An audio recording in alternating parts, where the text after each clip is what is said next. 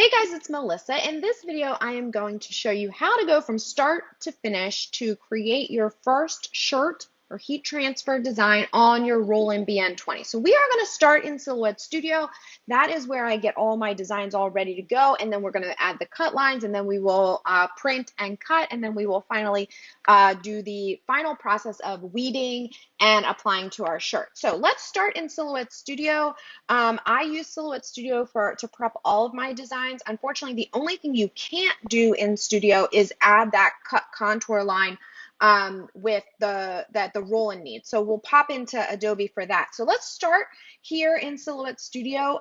If you don't use Studio already and you use another program, I would highly recommend Silhouette Studio. You don't need a Silhouette cutting machine to even download it, but if you are going to use it, you need a one-time paid upgrade so that you can have Business Edition, which allows you to export as a PDF. Okay, all right, so what we are going to do is import our design, which I got from FONTSY. It's a PNG design that I will give you the link to. And before you import, I want you to open up this gear down here in the right corner and just make sure that your import options, you have auto trace on for your PNG. Okay, so when you do that, that's going to automatically create cut lines on your file, which is what we want. So we'll then go up to File, Open, and we will pull in our design. So mine's right here. It's this PNG. I've actually done this process already, which is why I have a couple here, but we're going to go through it again together.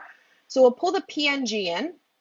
And usually when it comes in super large, as you can see. So we're going to zoom out and resize this a little bit. Okay, so here's our design right here. I'm just going to select it by clicking on it, and then I can scale it down. And the dimensions are right along the side, so you can tell you know exactly what's going on here. Okay, so here's our design. I'll zoom back in so it's easier for us to see. Now, Silhouette Studio by default puts the cut line on the border, which is typically what you want when you're, you know, cutting vinyl, which is what Silhouette Studio usually does. But for us, we're going to be doing basically a print and cut on our Roland.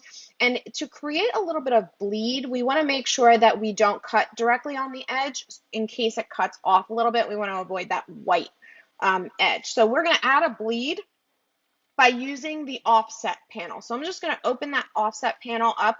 It's on the right-hand side, the star. And what we will do with the design selected is click internal offset. And that is going to put a line slightly inside of the original cut line. Now, right now, the distance is 0.015. It's very hard to see, but it will be enough that we are inside the cut line. As soon as I click apply, I will zoom in so you can see a little bit better, okay? So I'm going to click apply. And I'm actually going to change that cut line to white just so you guys can see the difference between that and the original cut line that was there. So hopefully you can see this. This white line here is the line that we created. It's very, very small. Let's see if I can zoom in anymore. Yeah, there we go. So this white line is the line, that internal offset line that we created. And that distance between the white line and the edge, that's going to be our bleed. All right, now down here, it's important. The reason that I wanted to do it that 0.015 is just for this text specifically because it's pretty thin, but we don't want to lose the actual shape of it. Okay, so that's all ready to go.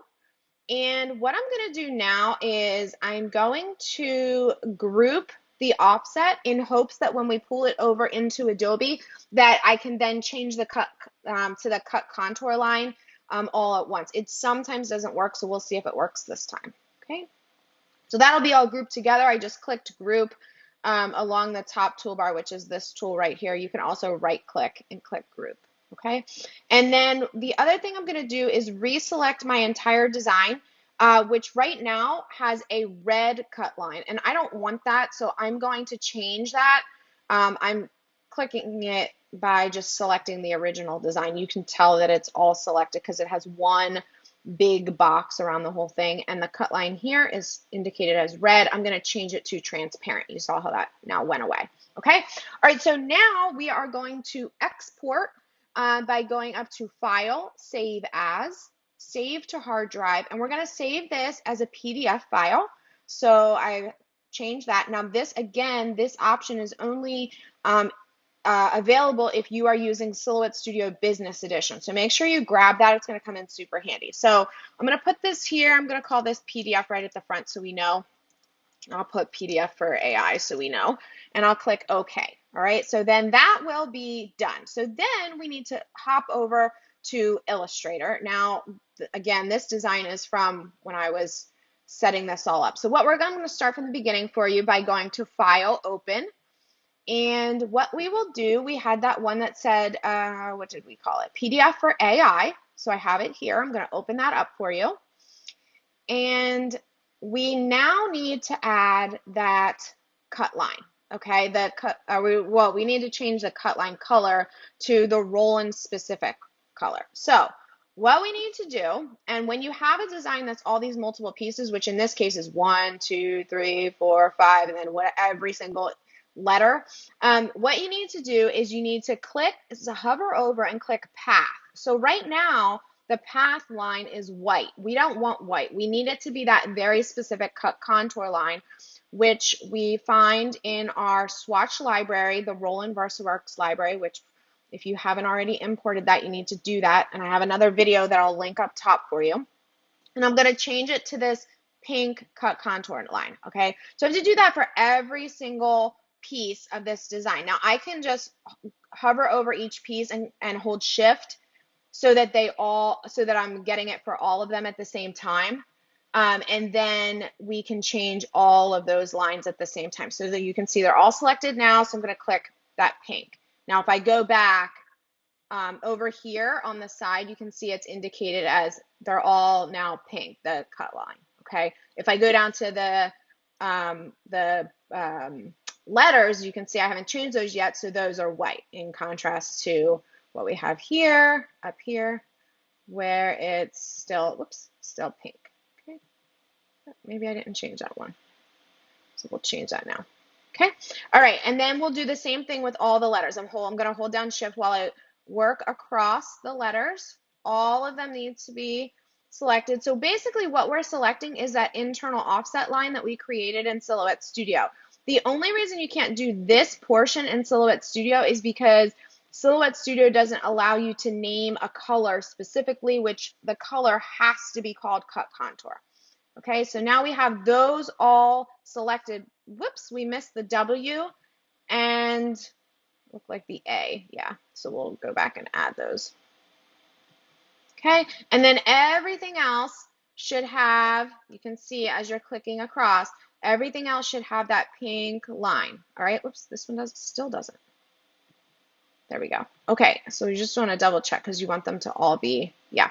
All right, now what you're going to do is you are going to go to File, Save As, and we're going to save this to our computer, and we're going to save this one also as PDF. So I'm going to just change this and just call it AI Ready. So I just have so many versions. I want to make sure that we keep that. Actually, I'll call it AI Use so we know.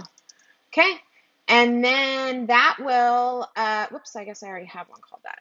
That one will save onto our desktop. Now we need to go over to VersaWorks and open this file over there.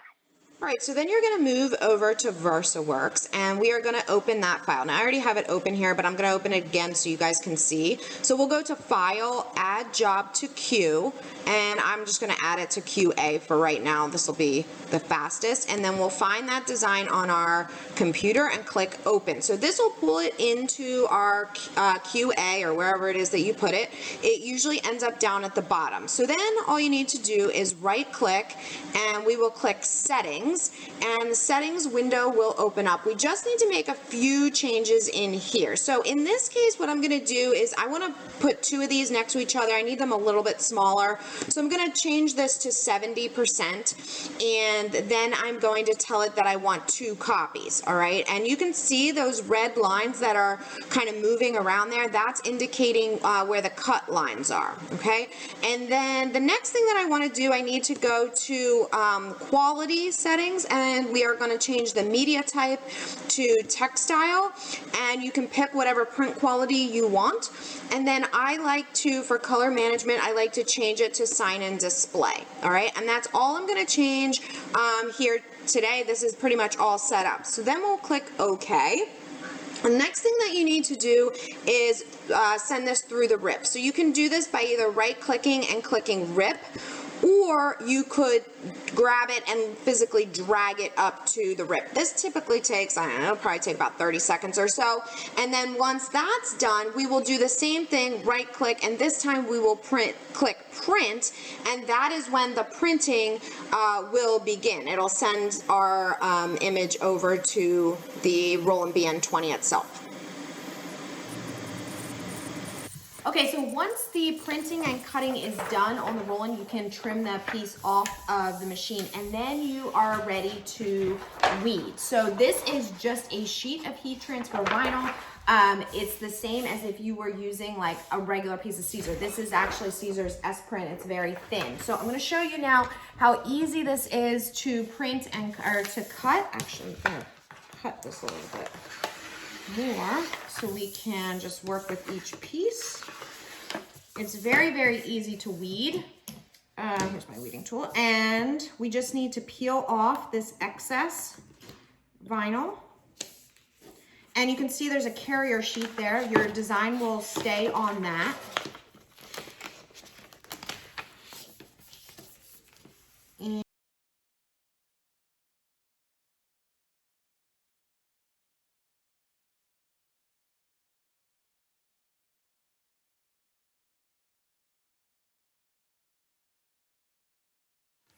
All right, so I have a piece of mask. This is just Caesar mask.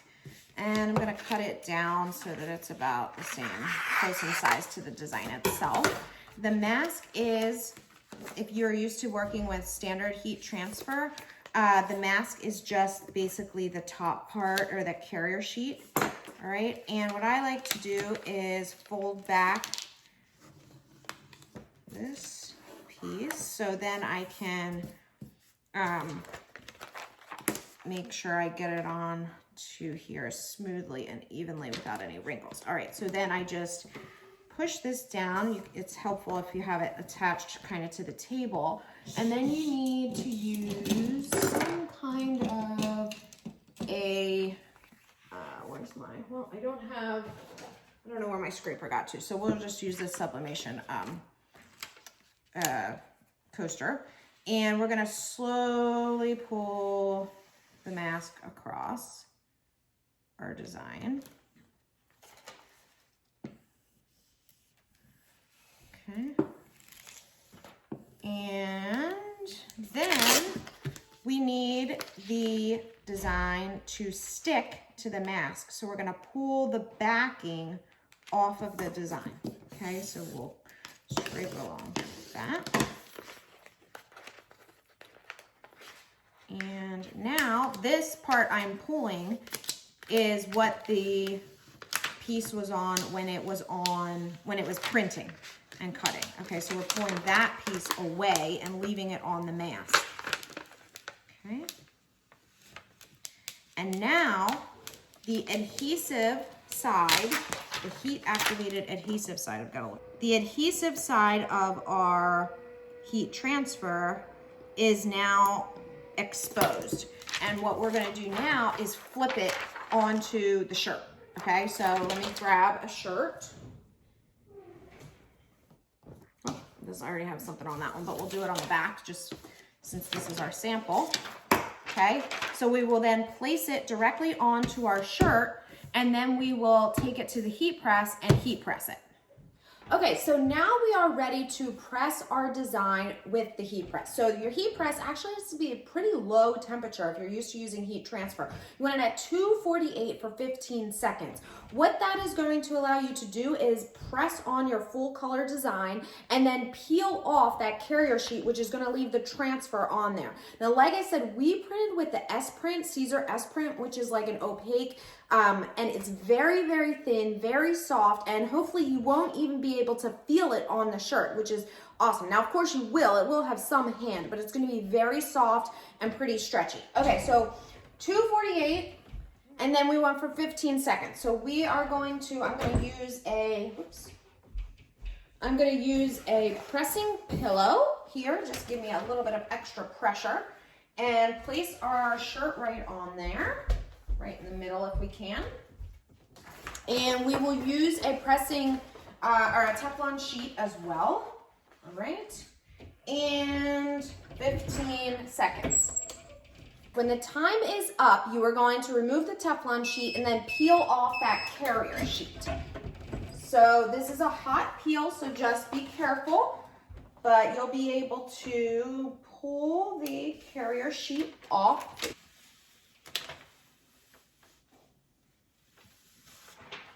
Okay. So that was that mask that we used so that we could transfer the design. You can actually reuse that if you want. And there you go. Your whole design has been placed on the shirt. So if you are used to using heat transfer vinyl that you're cutting individually, this would have been way too many colors to have to do that. But you can make these transfers, shirt transfers, with your Roland. And like I said, we use that S print and you can barely feel it. It's gonna be difficult to come across in video, but there's almost no hand to that. It's very, very soft. It's also you can stretch, and you know, we'll have to obviously do some wash tests and stuff, but the S print, the Caesar S print is a new product. I've been really happy with how it printed, how it cut, how it weeded, and obviously how it applied to the shirt.